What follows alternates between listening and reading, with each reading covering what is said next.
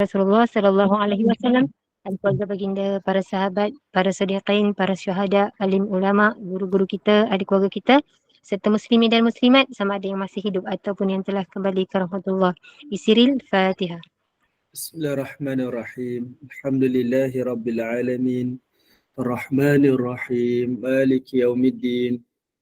Iyyaka na'budu wa iyyaka nasta'in. Ihdinas siratal mustaqim.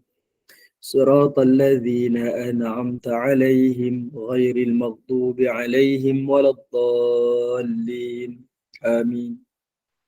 Amin, amin, amin ya Rabbal Alamin. Moga dengan istiqamahnya dan duduknya kita di dalam halaqah ilmu yang dicintai oleh Rasulullah sallallahu alaihi wasallam ini, bertambah kefahaman kita, Allah kurniakan kerahmatan dan keberkatan. Saya dengan penuh ta'zim menyerahkan kepada Al-Fadhil Ustaz. Tafadhal mashkura. Bismillahirrahmanirrahim. Alhamdulillahi rabbil alamin. Wassalatu wassalamu ala asyrafil anbiya wal mursalin wa ala alihi wa sahbihi ajma'in. Alhamdulillah, nahmaduhu wa nasta'inuhu wa nastaghfiruh wa na'udzu billahi min syururi anfusina wa min sayyiati a'malina. Man yahdihillahu fala mudilla lahu wa man yudlil fala hadiya lahu. Asyhadu an la ilaha illallah wahdahu la syarika lah wa asyhadu anna Muhammadan abduhu wa rasuluh. Allahumma himna rushdina wa idna min syarri nafsina rabbi zidna ilman nafi'an warzuqna fahmah. Allahumma fahman nabiyyin wa hifzal mursalin wa ilhamal malaikatil muqarrabin birahmatika ya arhamar rahimin. Subhanaka la ilma lana illa ma 'allamtana innaka antal alimul hakim. Wala haula wala quwwata illa billahil aliyyil azim. Amma ba'. Alhamdulillah.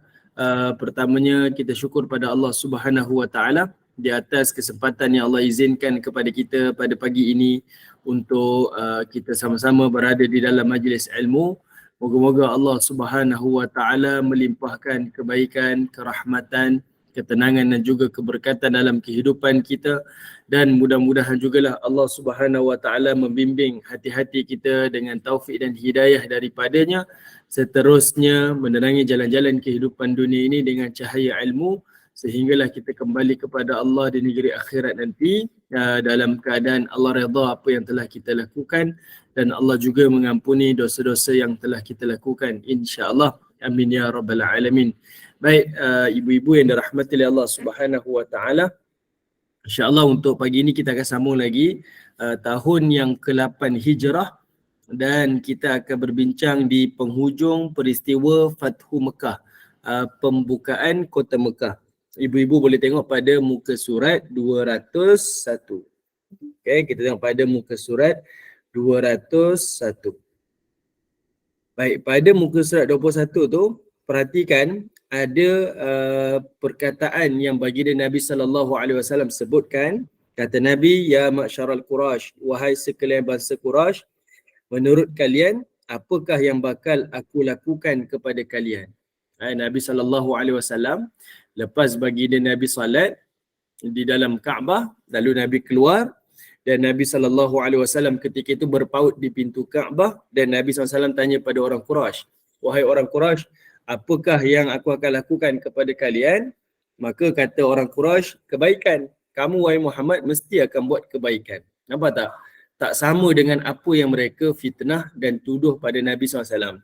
Nabi ni sesat lah, Nabi ni kahin bomo lah, Nabi ni syair ahli tukang penyair lah, sahir ahli sihir lah. Tapi ketika Nabi SAW menang dalam peristiwa Fathu Mekah, bila Nabi SAW tanya pada orang Quraisy yang pernah bermusuh dengan Nabi SAW, apa yang aku nak buat ni? Orang Quraisy akan kata Nabi nak buat kebaikan. Nabi nak buat kebaikan. Sebenarnya itulah yang dilakukan oleh baginda Nabi SAW. Dalam bahasa lebih mudah, orang Quraisy ni mereka terima dakwah Nabi secara terbuka ketika peristiwa Fathu Mekah ni adalah kerana akhlak baginda Nabi SAW. Nabi taklah bertazkirah saban hari, saban waktu kan. Tapi baginda Nabi SAW telah baginda Nabi SAW berdakwah melalui akhlak baginda Nabi SAW. Sebab itu orang Quraisy bila baginda Nabi menang, Dan bila baginda Nabi bertanya pada orang Quraisy apa yang dia nak lakukan, orang Quraisy kan kata, kamu nak buat kebaikan dan engkau adalah saudara kami yang mulia dan anak kepada saudara kami yang mulia. Maksudnya Nabi ni daripada keturunan Quraisy jugalah.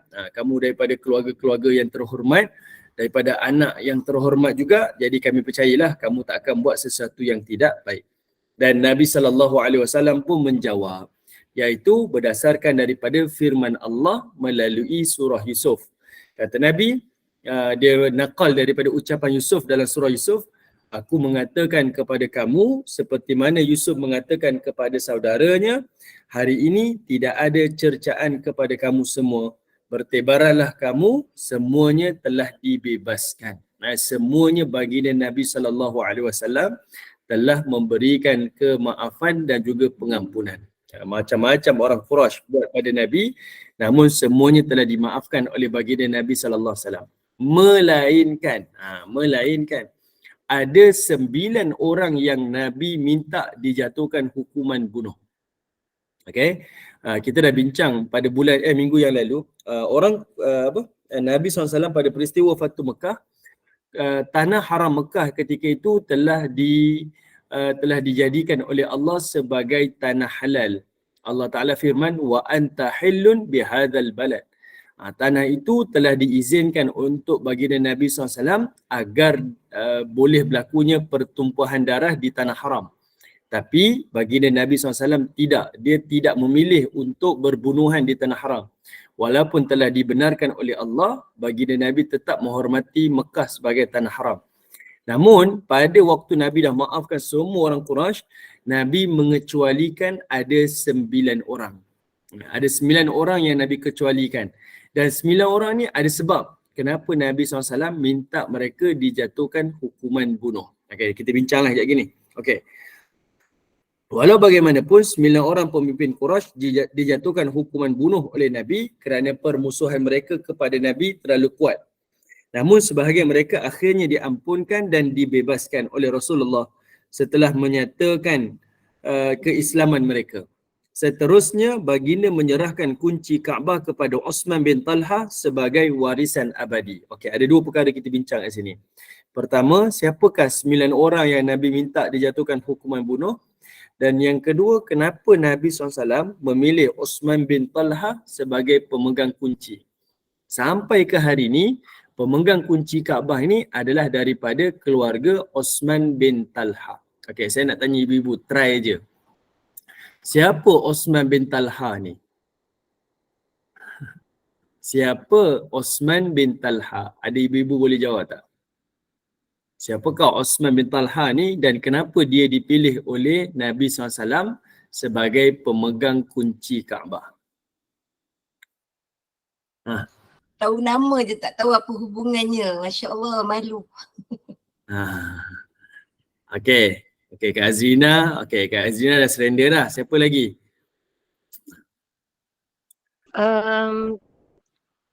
Uthman bin Talha ni dia pernah jumpa Ummu Salamah Okey, lagi.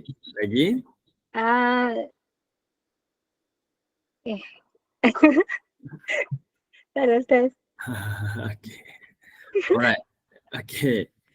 Okey. Sekarang kita tengok siapakah Uthman bin Talha ni, kenapa dia dipilih oleh Nabi SAW sebagai pemegang kunci.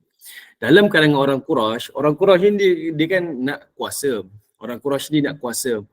Dan kenapa Uthman bin Talha terpilih? Sebab Uthman bin Talha ni dia adalah anak kepada Talha bin Abi Talha. Siapa pula lah Talha bin Abi Talha ni? Dia ni datang daripada suku Al-Abdari. Ni kalau ibu-ibu ingat nama kabilah-kabilah ni, ibu-ibu akan tahu siapa dia ni.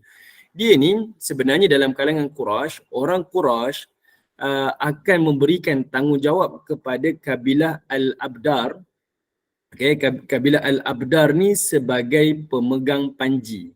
Ni kabilah yang antara yang terbesar lah dan yang dihormati. Dan diorang ni kalau dalam medan perang, mereka adalah sebagai pemegang panji. Dan kalau ingat lagi dalam peperangan Uhud, kabilah Al-Abdar ni lah dia telah hantar 10 wakil dia untuk menentang di dalam peperangan tanding. Sebelum berlakunya perang besar Uhud tu, dia akan ada perang one by one kan. Waktu tu 10 daripada keluarga Al-Abdar ni telah dihantar. Okay, dihantar one by one untuk berperang dengan sahabat-sahabat Nabi SAW di dalam medan Uhud, di medan Uhud. Lalu kerana penghormatan orang Quraisy kepada Abdar ni, keluarga Abdar ni, dan tidak ada keluarga Abdar yang lagi tua, semuanya dah mati dalam peperangan Uhud, yang tinggal adalah Uthman bin Talha Al-Abdari. Okay, jadi Nabi SAW pilih dia sebab sebenarnya dia telah dipilih oleh Quraisy. Dia sebenarnya keluarga dia dah dipilih oleh Quraisy. Jadi Nabi SAW ni masih lagi menghormatilah tradisi-tradisi yang tak bercanggah dengan agama ni. Nabi memberikan keizinan. Saya dah sebut pada ibu-ibu kan, Nabi SAW dia tak pernah menentang tradisi kalau dia tak salah dari sudut syariat. Kita baru masuk, kita nak ubah macam-macam.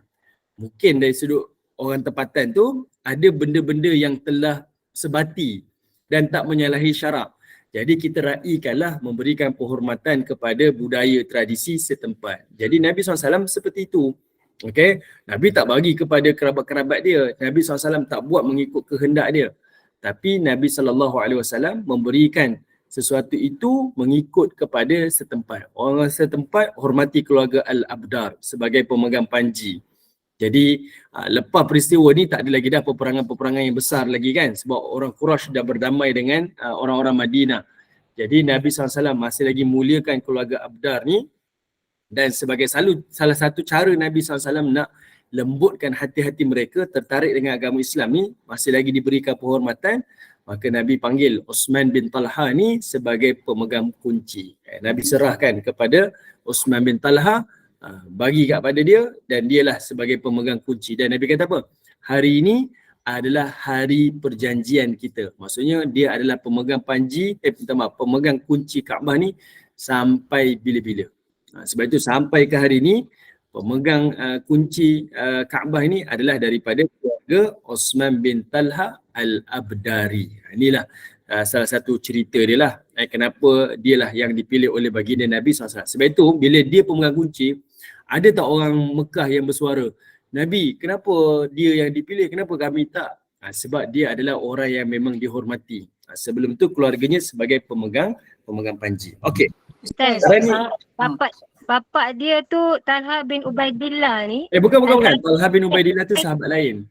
Oh, sahabat lain. Bapak dia tak beriman. Bapaknya nama Talha bin Abi Talha. Ini kena tengok. Okey, baik. Okay, Talha bin Ubaidillah tu orang lain. Talha bin Abi Talha ni orang lain. Ayah dia Talha bin Abi Talha Al-Abdari. Yang ni kena tengok dalam peristiwa peperangan Uhud. Kita akan nampaklah ada watak bapak dia. Tapi bapak dia musuh Nabi SAW. Okay. Ini pendekatan penghormatan dan juga melembutkan hati mereka supaya memeluk agama Islam. Okay. Maaf sebelum sila. Nak confirm je betul tak apa yang saya faham. Maknanya kabilah Al-Abdar ni golongan Arab Quraisy, tapi diorang orang Islam ya Ustaz? Tak, dia bukan orang Islam. Oh, walaupun dia pemegang panji. Zaman tu lah, yang Nabi SAW awal tu dia bukan Islam. Cuma Nabi SAW berikan penghormatan pada keluarga dia ni. Dan itulah cara Nabi. Masa menyerahkan kunci tu, diorang ni masih Arab Quraisy yang belum memeluk Islam lah. Ya betul. Lepas tu dia baru masuk Islam. Lepas tu dia jadi sahabat Nabi SAW. Ini cara Nabi lah dakwah kan. Dan cara Nabi SAW melunakkan orang-orang yang bermusuh dengan baginda Nabi SAW. Kita kalau orang bermusuh dengan kita bermusuh dengan dia. Akhirnya api dengan api tak selesai lah masalah kan. Tapi Nabi SAW ni cara dia handle masalah tu, dia ambil hati. Dia menangkan jiwa orang tu, akhirnya orang tu siapa-siapa pun akan cair lah. Dia rasa dia dihormati. Macam dengan Abu Sufyan bin Harb sebagai pemimpin Mekah. Jadi bila dia masuk Islam, Nabi SAW hormati Abu Sufyan ni. Nabi kata apa? Kalau siapa duduk kat rumah Abu Sufyan, dia selamat. Siapa duduk kat rumah masing-masing, selamat. Siapa yang duduk dalam Kaabah, dalam Masjidil Haram pun akan selamat. Nabi SAW akan muliakan orang-orang ini sebagai satu melembutkan jiwa-jiwa mereka. Okey, kita akan jumpa lagi. Ada beberapa lagi perbuatan dan akhlak Nabi. Contoh. Okey, siapa 9 orang yang baginda Nabi SAW ni dah perintahkan untuk dibunuh? Okey, siapa 9 orang yang Nabi SAW perintahkan untuk dibunuh? Okey, sebelum tu sebelum Nabi SAW sampaikan arahan untuk membunuh 9 orang yang bersalah ni, yang macam-macam kejahatan yang dia buat, Nabi SAW sebelum itu telah perintahkan kepada Bilal bin Rabah agar dia naik panjat Kaabah dan dia melaungkan azan sebagai tanda kemenangan lah, sebagai tanda kemenangan. Dan Nabi SAW selepas itu Nabi pun pergi ke rumah Ummu Hani. Ummu Hani ni adalah sepupu Nabi. Dia adalah anak kepada Abu Talib, adik-beradik dengan Ali, adik-beradik dengan Ja'far. Ja'far bin Abi Talib, Ali bin Abi Talib. Ni dia punya adik-beradik perempuan dia, Ummu Hani. Jadi kerana Nabi SAW ni sangat sayang kepada pakcik dia, dan Nabi ni terhutang budi dengan pakcik dia yang dulu sangat jaga Nabi, sayangi Nabi SAW. Jadi Nabi SAW memberikan penghormatan kepada keluarga pakcik dia lah. Siapa? Ummu Hani. Nabi SAW masuk ke rumah Ummu Hani, Nabi mandi dan Nabi tunaikan 8 rakaat solat sunat. Ini adalah solat kemenangan lah. Okay, Nabi tunaikan 8 rakaat. Dan kawasan rumah Ummu Hani yang Nabi solat ni sekarang ni dah duduk di dalam kawasan Masjidil Haram. Dia kena pergi kat Masjidil Haram tu baru boleh tunjuk. Ini dah tapak rumah Ummu Hani. Sekarang kawasan tu berada betul-betul dekat tengah. Orang solat dekat kawasan Masjidil Haram. Dan dia sekarang ni jadi tumpuan lah tempat pengajian untuk kaum lelaki di dalam Masjidil Haram. Itu tapak rumah Ummu Hani. Okay, Nabi dirikan 8 rakaat solat sunat di dalam rumah Ummu Hani lah. Ini cara Nabi SAW meraihkan kemenangan dia. Dia tak bersorak kan, dia tak buat rotua, dia tak ni, tapi tanda dia bersyukur kepada Allah Ta'ala adalah dengan sujud kepada Allah. Sebab dia tahu menang ataupun kalahnya kita ni adalah datang daripada keizinan Allah Subhanahu Wa Ta'ala.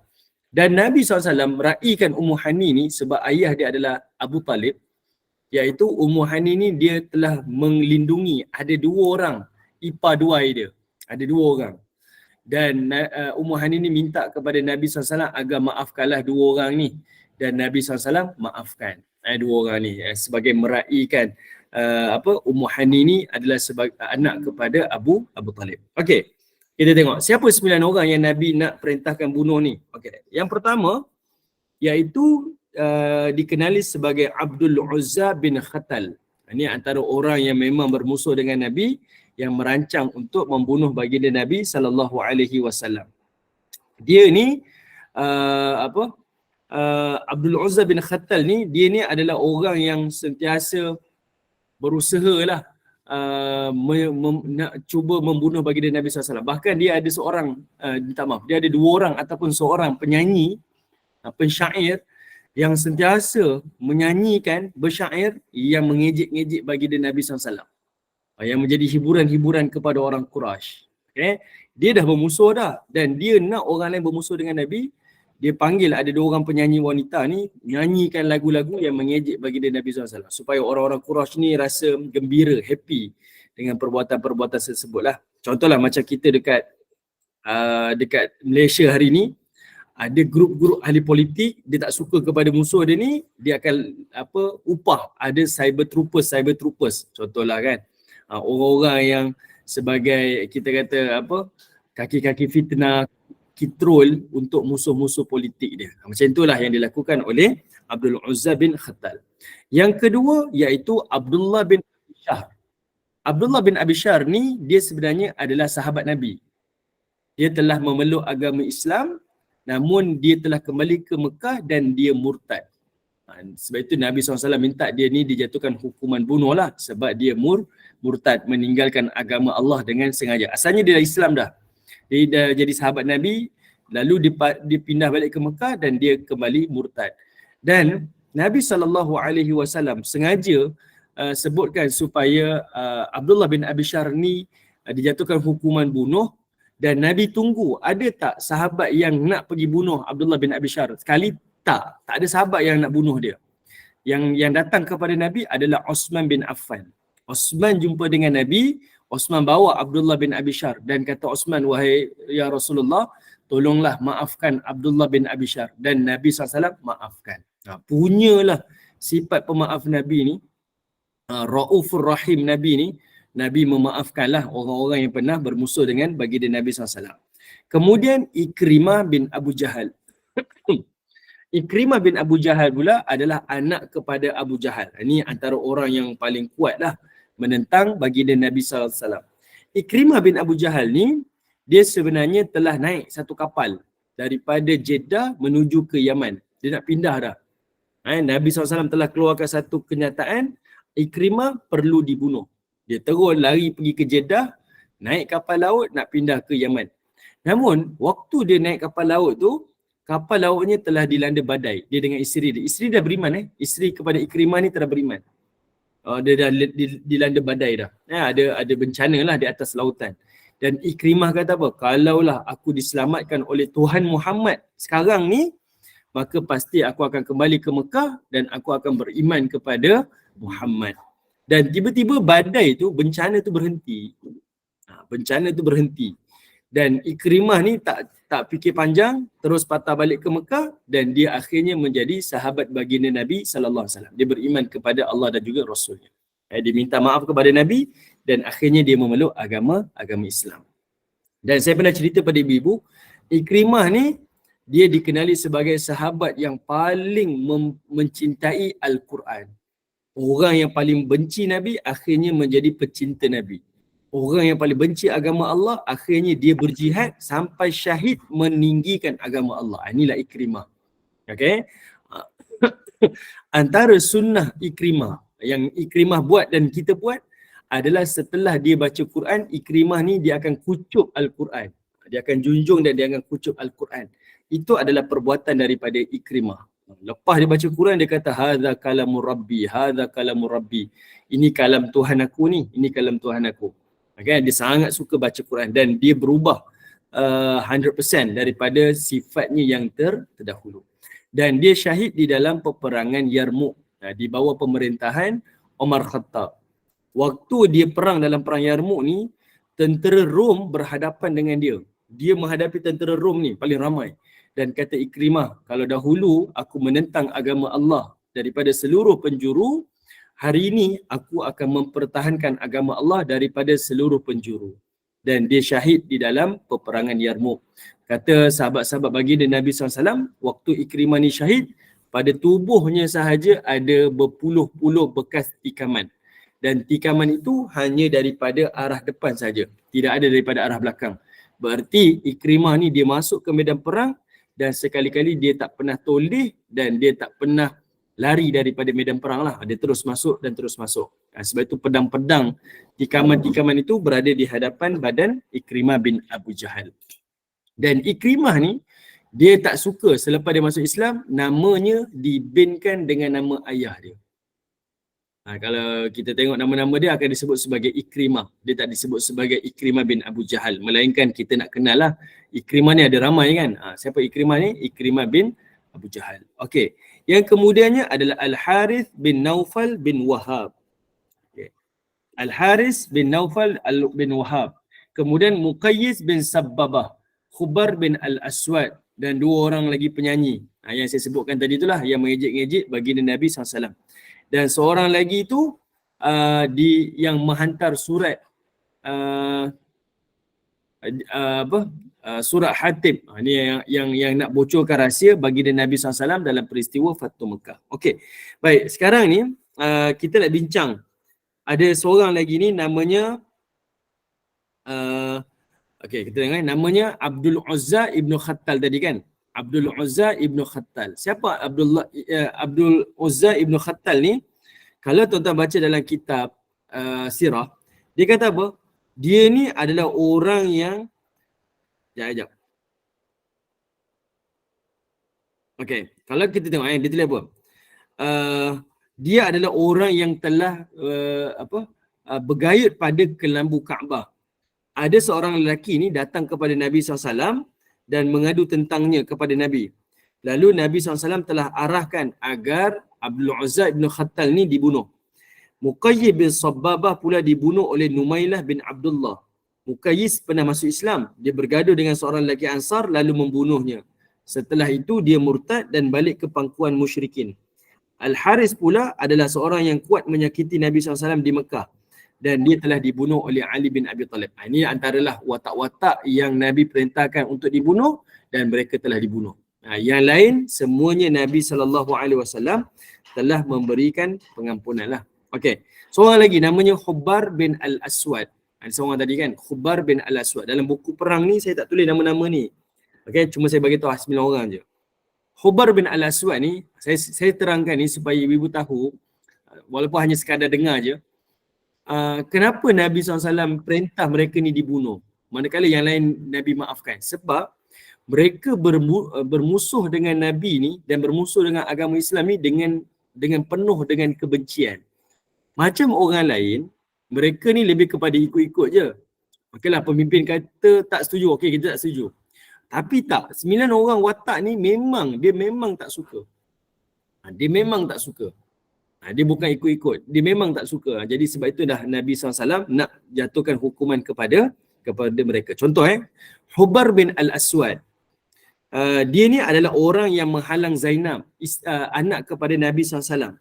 Waktu anak Nabi ni nak berhijrah, dia telah melakukan satu tindakan yang memeranjatkan Zainab sehingga Zainab terjatuh di atas seketul batu dan telah gugur kandungan dia. Punyalah jahat Khubar bin Al-Aswad ni yang Nabi perintah untuk dibunuh ni. Dia buat satu benda ni sampai Zainab ni takut, jatuh daripada tunggangan dia, jatuh atas batu. Dan akhirnya menyebabkan Zainab keguguran. Jadi Khubar ni telah melarikan diri. Namun kemudian dia telah memeluk Islam dan menjadi seorang Muslim yang baik. Sebab itu Nabi nak jatuhkan hukuman pada dia. Tapi sebab dia masuk Islam, Nabi maafkan dia. Okey, baik. Ada satu lagi watak, kalau baca dalam kitab sirah, ada seorang lagi watak namanya Safwan bin Umayyah. Safwan bin Umayyah ni adalah salah seorang daripada sahabat Nabi, tapi dia tak diperintahkan untuk dibunuh. Cumanya Safwan ni adalah salah seorang pembesar. Dia adalah anak kepada Umayyah bin Khalaf, tuan kepada Bilal bin Rabah. Bilal bin Rabah ni tuan dia Umayyah bin Khalaf. Dia ni lah yang pergi seksa Bilal bin Rabah. Okay, Umayyah bin Khalaf. Umayyah bin Khalaf, dia ni adalah seorang yang mata duitan lah. Umayyah bin Khalaf ni pemerintah dahulu ni, dia ni mata duitan. Dalam hidup dia, cash is king. Cash is king. Dan dia ni adalah sangat-sangat kedekut. Sangat kedekut. Dalam masa dia kedekut ni, dia ni pemurah. Macam mana ibu? Dia ni kedekut tapi dia pemurah. Ini Umayyah bin Khalaf, ayah kepada Safwan. Dia ni kedekut tapi pemurah. Dia ni sangat suka harta. Dia bagi dia harta adalah Tuhan dia lah. Tapi dia sangat-sangat pemurah dalam kedekut dia. Pemurah dia sebab kita kata ini adalah politik. Ini adalah politik wang. Politik wang lah. Dia kedekut. Tapi untuk bina pengaruh, untuk dapat undian ataupun kita istilahkan perhatian orang ramai kepada dia, dia akan keluarkan harta dia. Maksudnya dia beli manusia ni dengan harta dia lah. Siapa yang berjalan dengan dia, berdagang dengan dia ataupun buat apa sahaja yang dia perintah, dia akan bagi duit. Dia akan sentiasa pemurah lah, bagilah.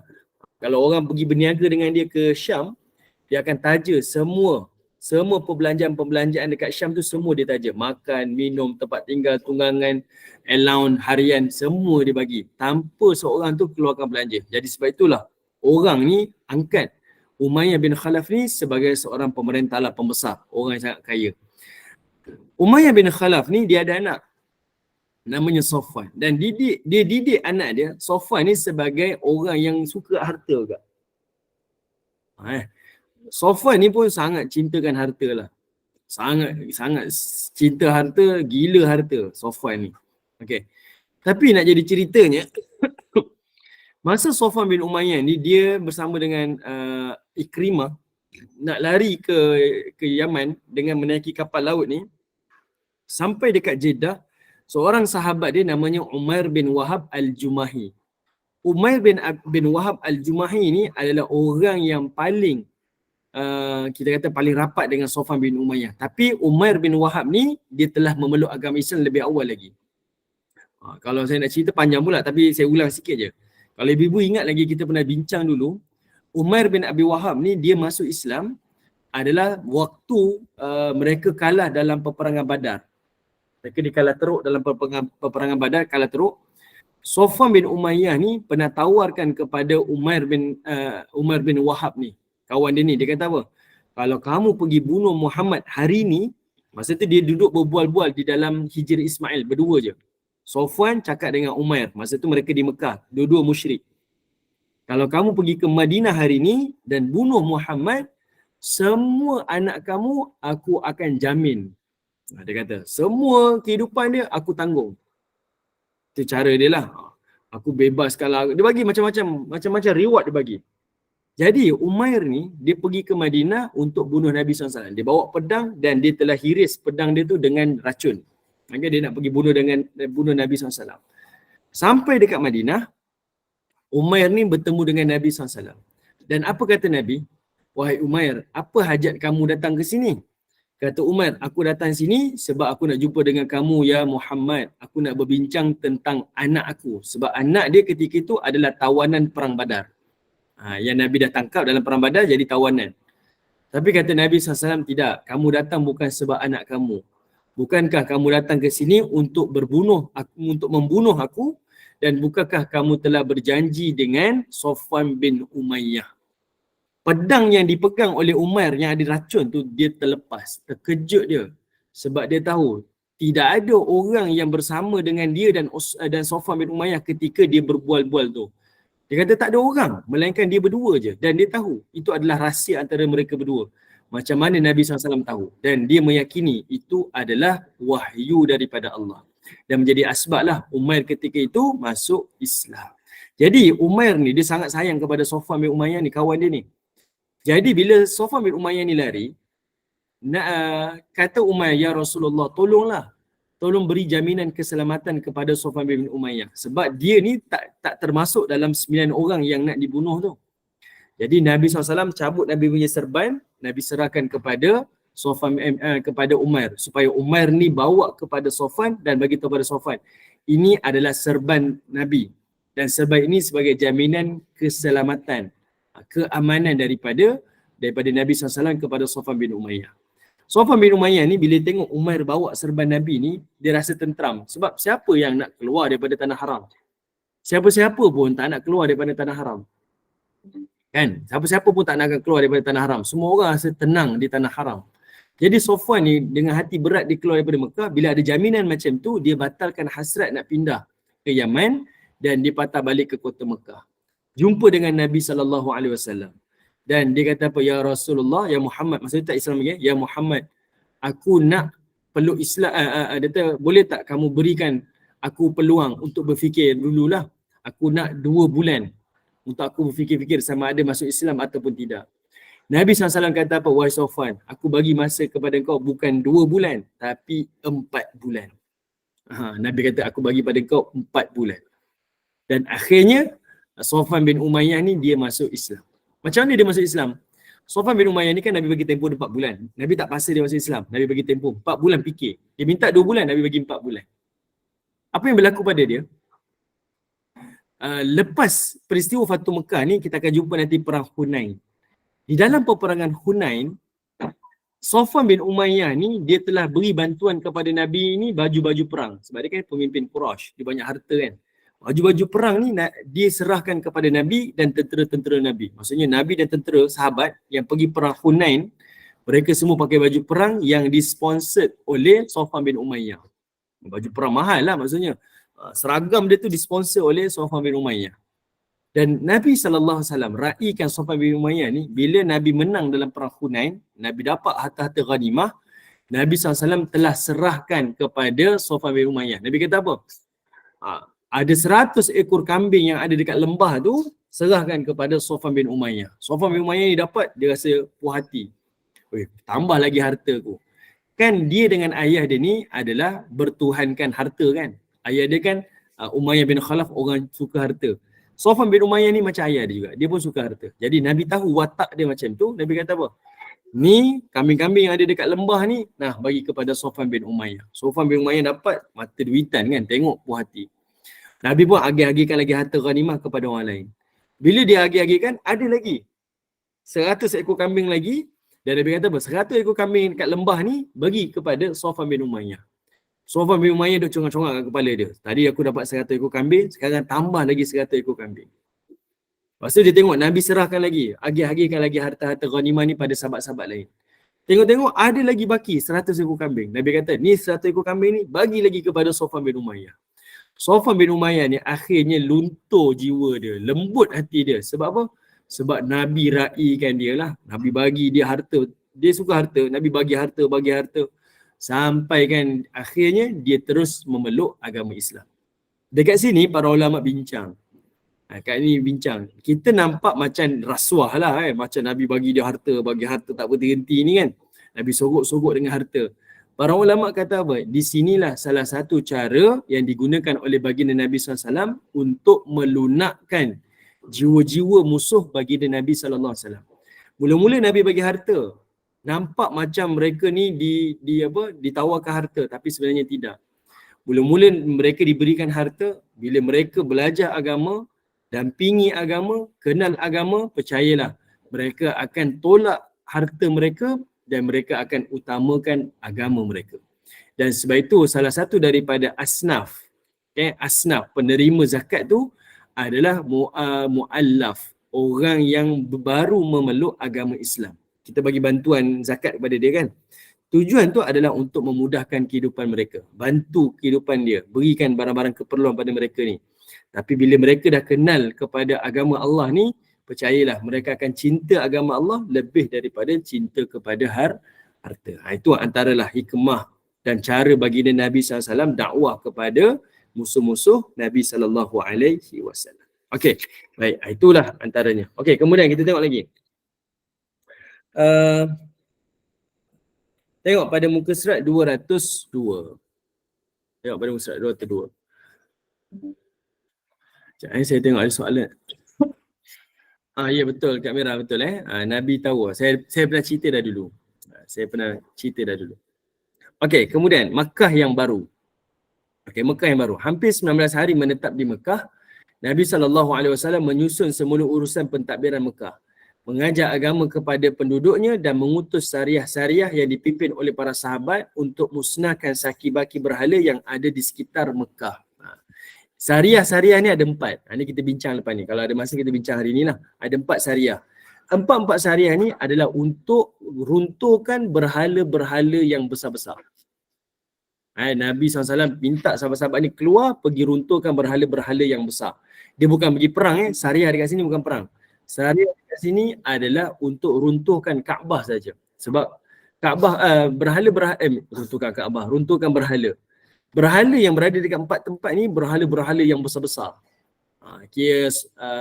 Hotspot lah. Ada berhala-berhala ni diletakkan di tempat-tempat yang khusus. Dan dia semua diruntuhkan pada peristiwa Fatu Mekah ni lah. Pembukaan Mekah telah menyaksikan semua penduduknya memeluk Islam. Sama ada lelaki atau wanita, termasuklah Hindun, isteri kepada Abu Sufyan. Hindun ni lah yang selalu kita fitnah dia. Dialah yang makan hati Hamzah, dialah yang potong telinga-telinga sahabat lalu dijadikan gelang-gelang dia. Itu adalah fitnah kepada Hindun. Hindun tak pernah buat. Hindun tak pernah buat. Ini selalu kita dengar kan. Dialah yang belah hati Hamzah masa dalam perang Uhud, lalu dia yang makan. Syariah ni adalah kalau ingat lagi saya pernah sebut, dalam istilah maghazi ataupun perang Rasulullah ni dia akan pecah pada 3 jenis. Satu dipanggil ghazwah. Ghazwah ni adalah satu delegasi yang keluar Nabi pimpin. Saya nak terangkan satu-satu. Minta maaf saya ambil masa sikit je. Dalam perang Nabi, maghazi, dalam perang Nabi ni walaupun namanya perang, tapi sebenarnya para ulama tak letakkan definisi setiap perang tu mesti ada penumpahan darah, mesti ada peperangan. Tidak sebenarnya. Para ulama meletakkan definisi ghazwah, perang ni adalah Bila ada satu misi keluar daripada Madinah, maka dia akan diistilahkan sebagai maghazi. Terus diistilahkan. Maksudnya kalau ada satu mission keluar daripada Madinah, terus dikumpulkan disebut sebagai maghazi. Dan para ulama bincang ada 3 jenis.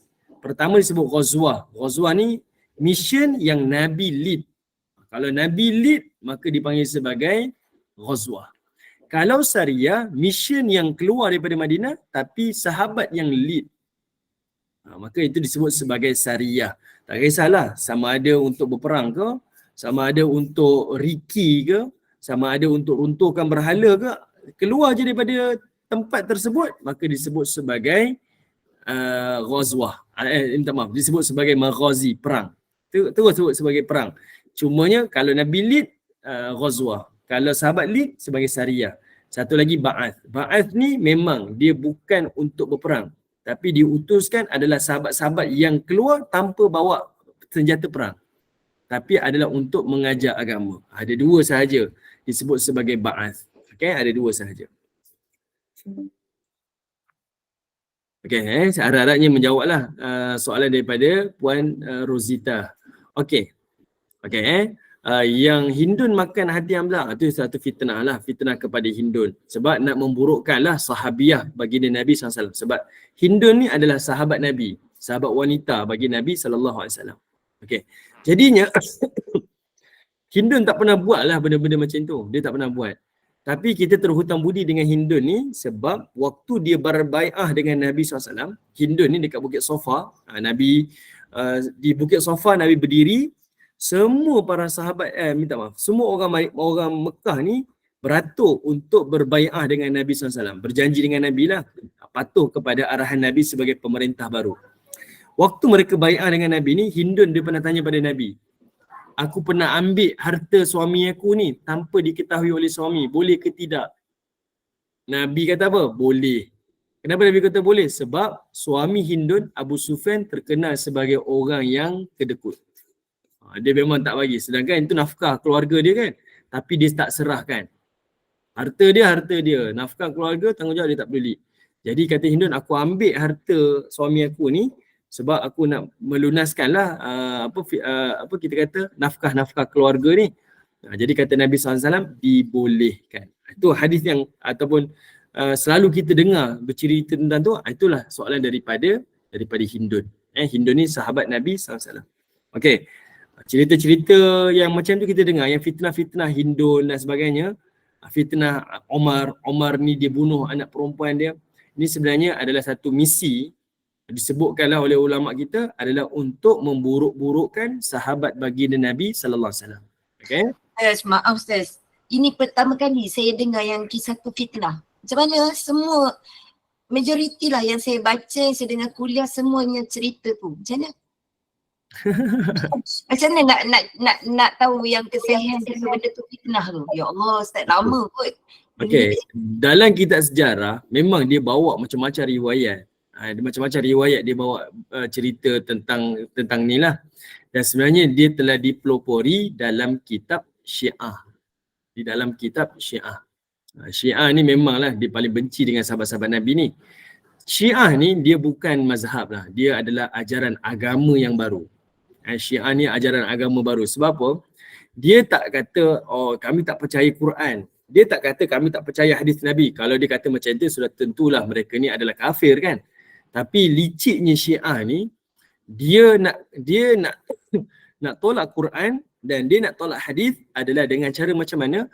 Iaitu dia telah memurtadkan semua para sahabat Nabi SAW. Sebab itu kalau ibu-ibu baca kitab, kalau tak tahulah, kalau baca kitab Arab ni, ada sebahagian para sahabat ni diletakkan di bawah bab akidah. Bab akidah.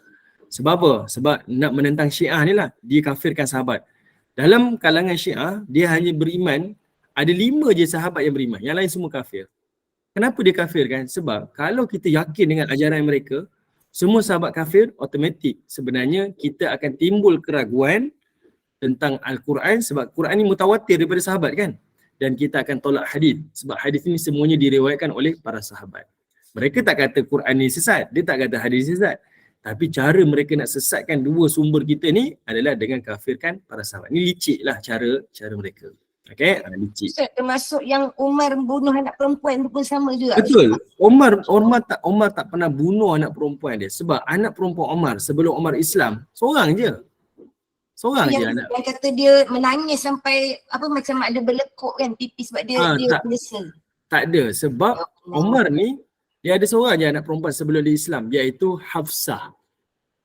Dan Hafsah ni, Hafsah ni lah yang menjadi isteri Nabi. Kalau dah dibunuh, siapa Hafsah yang berkahwin dengan Nabi ni?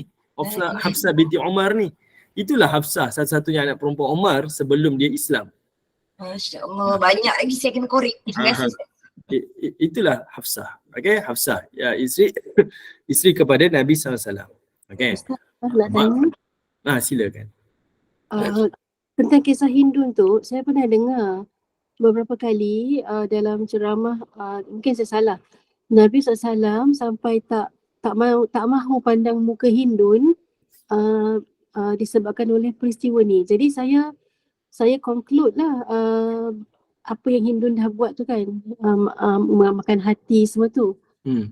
And to certain extent macam saya rasa macam tak nak lah anak nama Hindun. Macam tu lah kan. Dia always bila sebut nama Hindun, dia akan tarik saya pada yang si peristiwa ni lah. Jadi Ustaz, macam kisah yang betul ke yang Nabi SAW macam elak ke ataupun tak mau pandang muka Hindun? Alright. Baik. Cerita tu hampir betul, tapi bukan orang yang sama. Orang lain sebenarnya. Nabi tak pandang wajah ada seorang pembunuh ni, iaitu Nabi tak pandang wajah Wahsy bin Harb. Wahsy ni yang orang kulit hitam yang telah membunuh Hamzah. Okay, Wahsy ni yang ditombak tu. Wahsy ni dia tak bermusuh dengan Hamzah. Dan dia tak bermusuh pun dengan Nabi. Siapa pun tak bermusuh. Cuma dia telah dijanjikan oleh tuan dia. Tuannya kata, Wahsy, sebab Wahsy ni hamba kan.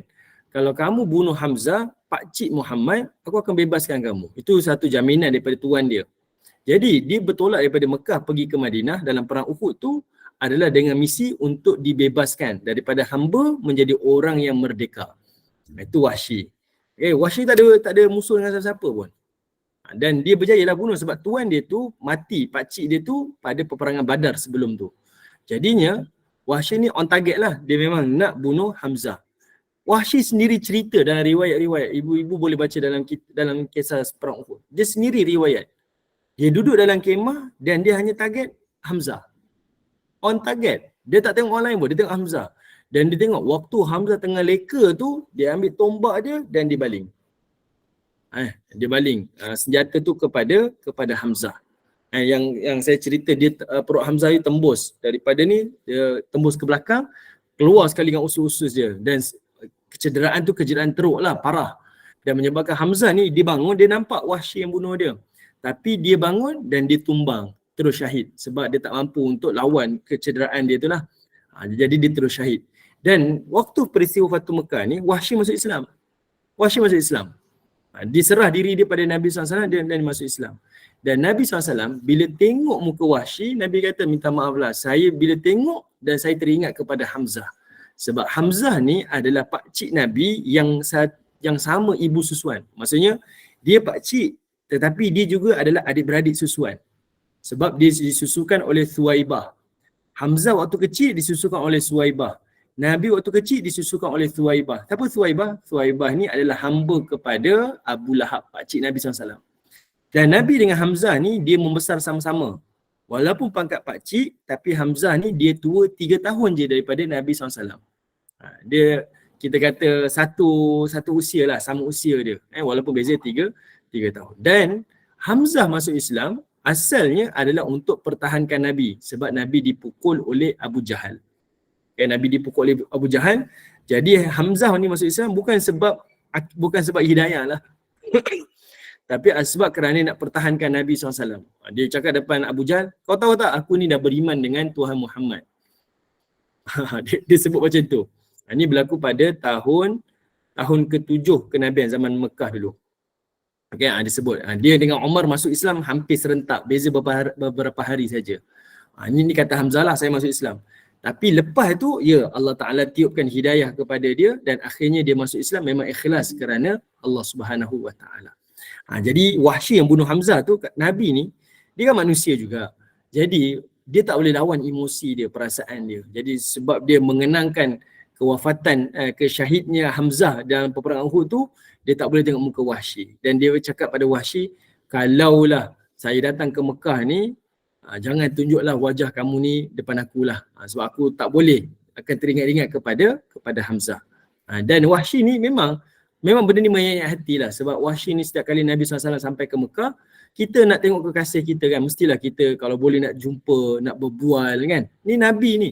Tapi Wahsy tak mampu buat. Sebab itulah permintaan bagi dia Nabi SAW. Dan Wahsy ni dia tebus kesalahan dia, kesilapan dia yang lalu tu, apa dia buat? Senjata yang sama dia bunuh Hamzah, senjata itulah yang dia bunuh Musailimah Al-Kadzab. Seorang lelaki yang mengaku sebagai seorang Nabi tu, Nabi palsu tu.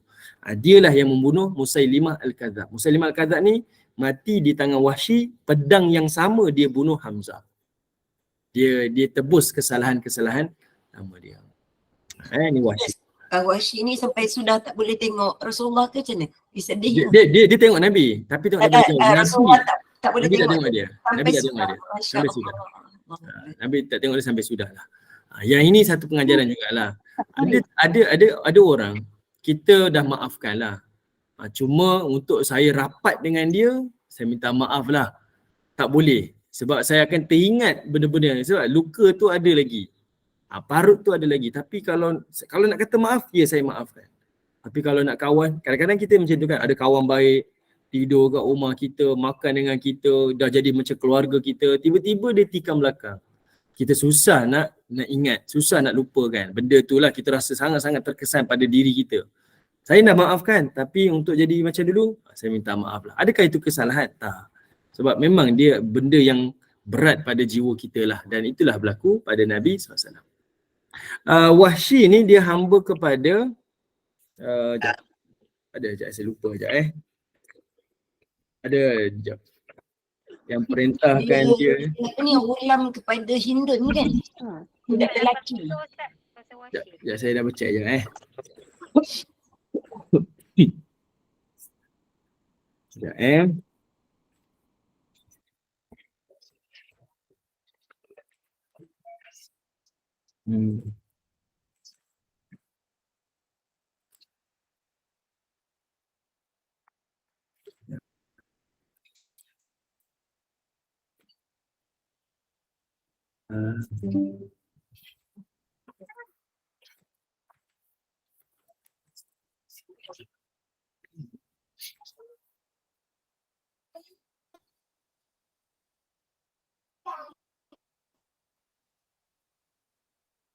Okey. Dia ni adalah hamba kepada Jubair bin Mut'im. Jubair bin Mut'im pun akhirnya masuk Islam. Okey, Jubair bin Mut'im pun akhirnya dia masuk Islam. Sebab pakcik dia telah dibunuh di dalam peperangan tu, iaitu namanya Ta'imah bin Adi. Itu pakcik dia. Pakcik dia mati dalam perang. Dan dia ni akhirnya masuk Islam, Jubair bin Mut'im. Okay, Jubair bin Mut'im. Hamba kepada Jubair bin Mut'im. Jubair bin Mut'im ni dia masuk Islam. Dia masuk Islam waktu dia pergi Madinah, dan kebetulan waktu tu Nabi imamkan solat maghrib atau isyak. Nabi imamkan solat dan dia dengar Nabi SAW membaca surah At-Tur. Ini Jubair bin Mut'im. Ni riwayat daripada anak dia sendiri. Anak dia nama Muhammad atau Abdullah, saya tak ingat lah. Anak dia cerita ayah dia dulu pergi ke Madinah nak bincang dengan Nabi lah. Ada sebab dia nak jumpa dengan Nabi, tapi dia dengar Nabi baca dalam solat Nabi surah At-Tur. Bila dia dengar, dan dia kata inilah bacaan yang paling sedap dia pernah dengar, dan akhirnya Jubair bin Mut'im dia memeluk agama Islam. Sebab dalam surah At-Tur itu Allah Ta'ala ada tegur manusia tentang penciptaan kita lah. Benda tu yang sangat terkesan pada jiwa Jubair bin Mut'im, dan akhirnya dia masuk Islam. Okay. Dia ni, Jubair bin Mut'im ni, dia adalah anak kepada Mut'im bin Adi. Siapa Mut'im bin Adi? Mut'im bin Adi ni pula adalah orang Quraisy yang pernah melindungi Nabi SAW masa Nabi dihalau keluar selepas kewafatan Abu Talib. Banyaklah dia punya kaitan dia lah, Mut'im bin Adi. Okey. Ustaz. Okey. Maaf Ustaz, so kisah yang Hindun tu salah lah memang maksudnya. Ya betul. Salah lah. Ceritanya betul tapi wataknya pada orang lain sebenarnya. Bukan pada Hindun tapi kepada Wahsy. Terima kasih Ustaz. Sama-sama. Oh maknanya yang belah dada ambil hati semua Wahsy yang buat Ustaz. Tak, Wahsy bunuh je. Wahsy hanya baling tombak sajalah. Tak ada yang dibelah, yang dipotong telinga, dijadikan gelang. Tak. Itu semua yang ditambah-tambah lah. Cerita-cerita yang kita dengar ditambah-tambah. Ustaz, nanti Ustaz buatlah buku untuk betulkan pandangan ni. Pada saya sekolah, Setuju. Ustaz pun story dia sama. So kita sebenarnya buku cerita tentang tu dah ada dah sebenarnya. Ustaz kena war-warkan Ustaz sebabnya benda ni pada saya dari sekolah kot, dari sekolah. Sekarang dah tua dah, ya Allah, cerita yang sama berjalan. Okey, nantilah insya-Allah ada rezeki. Tapi tak banyaklah cerita-cerita yang ditambah-tambah tu, adalah tapi tak banyak sangatlah. Ada beberapa lagi cerita-cerita yang ditambah-tambah. Nak jadi buku tu susah. Mungkin bolehlah kita tambah nota-nota, anekdot lah dalam buku-buku yang sedia ada. Dia dalam kitab yang selalu cerita ni, kitab Zadul Ma'ad. Ada seorang ulama Ibn Qayyim, dia karang satu kitab Zadul Ma'ad ni antara kitab sirah yang membawakan nas-nas yang sahih lah. Dan dia bawa juga nas-nas yang tidak sahih untuk maklumkan kepada kita. Ni tak benar ni, cerita-cerita yang selalu kita dengar ni. Adalah kitab dah ditulis lah sebenarnya. Ustaz, kalau benda macam tu dah tersebar sampai berkurun-kurun ni, tak berdosa ke kita menyebarkan fitnah yang tak betul tu? Memang berdosa lah, tapi sebabkan kita tak tahu, kita pun tengok buku ada lah rujukan dia. Jadi hari ni Alhamdulillah kita dipertemukan dan ada fakta yang lebih betul dan lebih tepat berdasarkan dengan kita kata riwayat-riwayat yang sahih. Dapatlah kita maklumat baru dan kita boleh sampaikan kepada orang lain. Sebab itu saya tak nafikan, memang ada ustaz-ustaz pun kadang-kadang dia terlepas cerita juga benda ni. Sebab benda ni dah kita dengar daripada kecil dahulu dah. Kan? Memang ada sebut dalam kitab sirah, tapi kitab sirah yang bukan autentik, bukan muktabar. Bukan yang muktabar lah, kitab sirah yang bukan muktabar. Maksudnya kitab sirah yang ditulis semula kan. Jadi dia pun tak berapa cek ketepatan fakta. Tapi kalau kita baca kitab induk sirah ni, kita akan jumpa riwayat-riwayat ni dan dia menafikanlah fakta-fakta tu.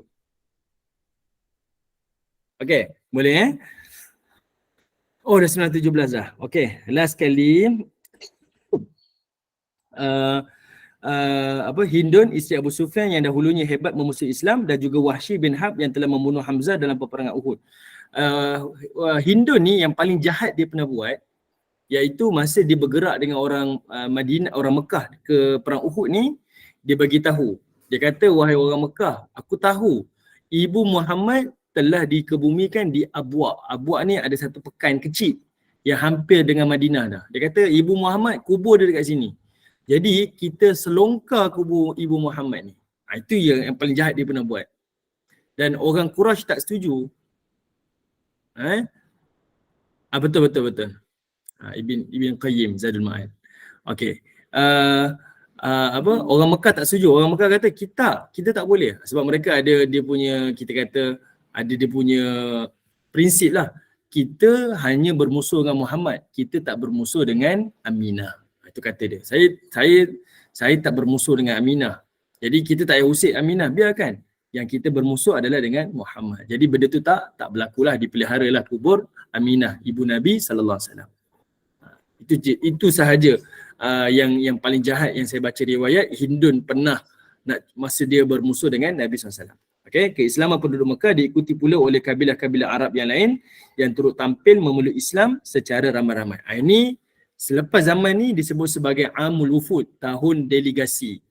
Orang-orang yang di luar kota Mekah datang jumpa dengan Nabi memeluk agama Islam. Maksudnya Nabi dah tak keluar dah pergi sampaikan dakwah dah. Orang luar datang jumpa Nabi dan pergi untuk beriman dengan Nabi SAW. Sebab dia nampak Nabi SAW ni betul-betul berada di pihak yang benar. Okey, baik. Saya berhenti dekat sini. InsyaAllah kita akan sambung lagi Sariyah selepas peristiwa Fatu Mekah. Ada Sariyah, ada 4 Sariyah, kemudian masuk perang Hunain. Ini perang Hunain ni antara perang yang besar lah. Kawasan perang Hunain ni kita lalu masa dalam perjalanan umrah. Cuma boleh jadi mutawif tak tahu ataupun mutawif tak cerita pun perang Hunain. Kalau ibu-ibu pergi buat tengok tempat manasik haji, kan kita ada ziarah ke Arafah, Mina, Muzdalifah tu. Lepas tu kita akan miqat dekat Ji'ranah kan. On the way ke situ, itulah lokasi perang Hunain. On the way dekat situ. Kalau tengok pada signboard pun dia akan tulis Hunain. Dia tulis kawasan tu namanya Hunain. Dia ada beberapa peristiwa lah yang berlaku dalam peristiwa perang Hunain ni, dan dia ada pengajaran yang sangat-sangat penting. Okay? Fadalah dan Safwan tu adik-beradik? Ya. Fadalah dan Safwan tu adalah adik-beradik. Okay, Fadalah tu lelaki yang bukan perempuan. Fadalah bin Umayyah, Safwan bin Umayyah. Okay? Wallahu a'lam. Terima kasih. Okay, baik. Kita tutup lah Ustaz. Baik, boleh. Baik, Alhamdulillah, barakallahu fiikum, jazakumullah khairan jazak Ustaz. Kalau kisah pasal sirah Rasulullah ni memang tak pernah cukup Ustaz. Sambung yang akan datang insya-Allah. Moga bertambah kecintaan kita kepada baginda Rasulullah sallallahu alaihi wasallam. Jadi moga bermanfaat kepada kita, mudah-mudahan barakah, mudah-mudahan Allah kurniakan limpah rahmat kepada kita. Terima kasih kepada tim Gemenur Iman, sahabat-sahabat pecinta ilmu yang mengimarahkan kuliah subuh tadi sampai duha hari ini. Ustaz sikit bahan kuliah 5.15 petang kuliah asar bersama dengan Al-Fadhil Ustaz Ilin Aminin. Hari ini kita menggunakan kitab yang baru iaitu Misbahud Dujah Syarah Safinah An-Najah. Dan pada pukul 8 malam ini kuliah maghrib bersama dengan Dr. Ashraf bin Suwarin dengan hadis-hadis sahih terbukti masa kini, dan 9.15 malam kuliah isyak bersama dengan Al-Fadhilah Ustazah Umairah binti Muhammad Saleh dengan tahsin dan makhrijul huruf. Jadi teruskanlah bersama-sama dengan Gemenur Iman dengan kuliah-kuliah yang telah disediakan. Yang ini saya mewakili Gemenur Iman, mohon maaf sekiranya ada sebarang kekurangan dan kesilapan. Yang baik itu datang daripada Allah, yang tak baik dan kelemahan itu daripada kami sendiri. Kita tangguh kuliah kita. Sebagai penutup majlis, mohon sekali lagi Al-Fadhil Ustaz untuk bacakan tasbih kafarah dan salat as. Saya sudahi dengan wabillahi taufiq wa hidayah. Wassalamualaikum warahmatullahi wabarakatuh. Bismillahirrahmanirrahim. Subhanallah wa bihamdi, subhanakallah wa bihamdika, asyhadu an la ilaha illa anta wa astaghfiruka wa atubu ilaik. Subhana rabbika rabbil izzati amma yasifun wa salamun ala mursalin walhamdulillahi rabbil alamin. Wal asr innal insana lafi khusr illa alladhina amanu wa amilus salihat wa tawasaw bil haqq wa tawasaw bis sabr walhamdulillahi rabbil alamin. Terima kasih semua. Assalamualaikum warahmatullahi wabarakatuh. Wassalam.